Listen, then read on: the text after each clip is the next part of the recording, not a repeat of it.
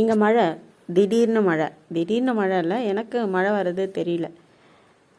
என்ன பண்ணுறதுன்னு எனக்கு ஒன்றுமே புரியல. ஏன்னா ஒரு சிலரை உள்ளே வச்சுக்க முடியுது, ஒரு சிலர்லாம் நான் வெளியே கட்டி வச்சுருந்தேன். இந்த மழையில் அவங்க படுற அவஸ்தை இருக்குல்ல, அது எனக்கு ரொம்பவே வருத்தமாக இருக்குது. எதுவும் நல்லது பண்ணிடுவேன் அப்படிங்கிறதுக்காக தான் எல்லாரையும் எடுத்துட்டேன். பட் என்னாலேயே சமாளிக்க முடியல. ஷெல்டர் வேறு முடிக்கணும், அடுத்தது சுற்றி ஃபென்சிங் போடணும், அப்புறம் அங்கே வேறு தனியாக இருக்காங்க, அங்கே நைட்டில் ஆளுங்க இருக்கணும். வீட்டில் இருக்கிறவங்க எல்லாரையும் கொண்டு போய் ஷெல்டருக்கு கொண்டு போனால் தான் அங்கேயே ஒரு ஆள் எப்போவுமே இருக்க முடியும். இப்போ வீட்டில் பாதி, ஷெல்டரில் பாதி, அப்படி இருக்கும்போது கொஞ்சம் பேரை நானே ஃப்ரீயாக விட்டுட்டேன். ஏன்னா அவங்கள அடைச்சி வைக்க தேவையில்லை, அவங்க கொஞ்சம் சரியாயிட்டாங்க. அதுக்கப்புறம் அவங்கள அடைச்சி வச்சு என்ன பண்ண போகிறேன் அப்படிங்கிற மாதிரி வெளியில் விட்டுட்டேன். இதனால் இவங்களை எடுத்ததுனால நான் நிறைய பிரச்சனைகளை அனுபவிச்சாச்சு.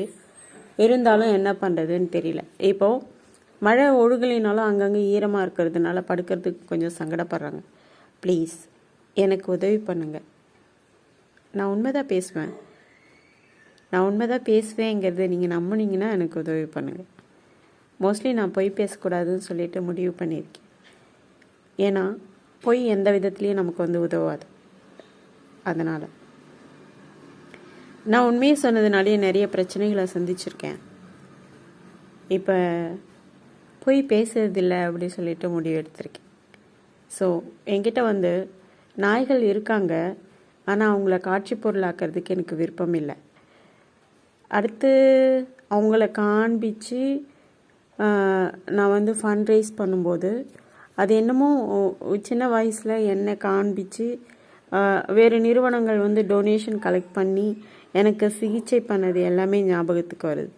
அது நல்ல விஷயந்தான் அப்படின்னாலும் கூட நான் காட்சி பொருளாக்கப்பட்டதாக தான் நான் நினச்சேன்.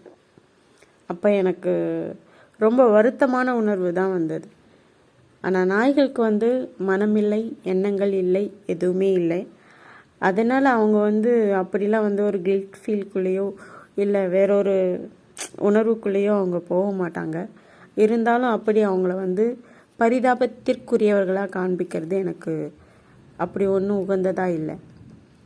நான் நிறைய நல்லது பண்ணணும்னு நினைக்கிறேன். நிறைய நாய்களுக்கு எல்லா ஊர்லேயுமே நாய் இருக்காங்க, சாப்பாட்டுக்கு தவிக்கிறாங்க. எல்லா ஊர்லேயுமே குரங்குகள் இருக்காங்க, சாப்பாட்டுக்கு தவிக்கிறாங்க. எல்லா ஊர்லேயும் வயதானவங்க கூட இருக்காங்க, அன்புக்கும் பாசத்துக்குமாக ஏங்குறாங்க. அவங்க எப்பவும் வலியை பற்றியே கொஞ்சம் பேசிகிட்டு இருக்காங்க, எப்போவுமே வலியை பற்றி மட்டும்தான் பேசுகிறாங்க. அவங்க அப்படி வலியை பேசுறதுலேருந்து அவங்கள டைவர்ட் பண்ணி வேற ஒரு தளத்துக்கு கொண்டு போகிறதுக்கு கூட யாருமே கிடையாது. ஏன்னா ஒரு காலகட்டத்தில் நானும் வலியை மட்டுமே தான் பேசிகிட்டு இருந்தேன். நான் அந்த அளவுக்கு ஒரு எப்படி நெகட்டிவ் எனர்ஜிக்குள்ளே போயிட்டேன்.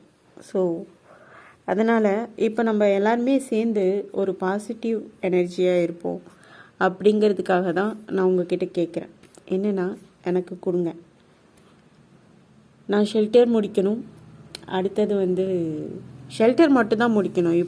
இப்போதைய என்னுடைய குறிக்கோள் ஒரு ஷெல்டர் முடிச்சிட்டேன்னா அது உங்களால் ஆன ஒரு வெற்றி தான் வச்சுக்கோங்களேன். அதே மாதிரி நாய்களுக்கு உணவு கொடுக்கணும். நான் கையில் எடுத்துட்ட நாய்களை பட்னி போட முடியாதுல்ல, அதனால் அவங்களுக்கு உணவு கொடுக்கணும். அவங்கள ரோட்டில் கொண்டு போய் விட முடியாது. ஏன்னா இதுக்கு முன்னாடி ரோட்டில் கொண்டு போய் விட்ட நாய்ங்க என் கண்ணு முன்னாடி இறந்து போகிறத பார்த்து எனக்கு ரொம்ப மனவேதனையாகிடுச்சு. அதனாலேயே நான் ரோட்டில் கொண்டு போய் அவங்கள நிராதரவாக விட்டுறதை தவிர்க்கிறேன். ஸோ இந்த நாய்கள்லாம் நானே போய் எடுத்துகிட்டு வரல, யாரோ ஒருத்தங்க உடம்பு சரியில்லைன்னு சொல்லிட்டு என் பொறுப்பில் என்கிட்ட எடுத்துகிட்டு கொடுத்தாங்க. ஸோ அப்படி நீங்கள் ஏதாச்சும் ஒரு நிறுவனத்தில் ஒரு நாயை கொண்டு போய் விடுறீங்கன்னா அவங்களுக்கு கூடுமான வரை உணவு தேவையை பூர்த்தி செய்யக்கூடிய அளவுக்குனாச்சும் உதவி பண்ணுங்கள். இது என்னோட சிரம் தாழ்ந்த வேண்டுகோள்.